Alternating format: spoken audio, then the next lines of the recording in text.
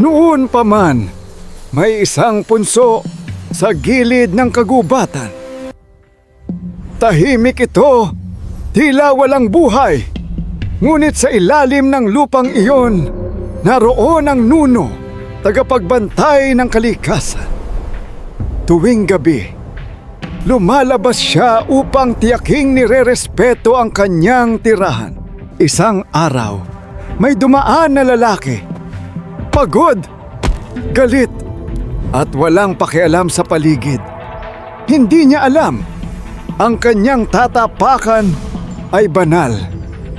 At sa isang iglap, tinadyakan niya ang punso. Isang malamig na hangin ang bumalot sa paligid. Biglang napaluhod ang lalaki. Hindi niya maigalaw ang kanyang katawan. Masakit. Parang tinutusok ng libo-libong karayom. Ito ang parusa ng nuno sa punso. Sa gitna ng sakit, napagtanto ng lalaki ang kanyang pagkakamali. Lumuhod siya.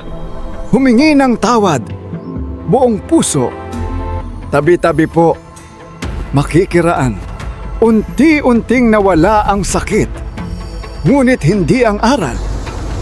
Mula noon, natutunan ng lalaki ang tunay na kahulugan ng paggalang sa kalikasan at sa mga nilalang na hindi natin nakikita. Hanggang ngayon sinasabi pa rin ng mga matatanda, tabi-tabi po, baka may nuno.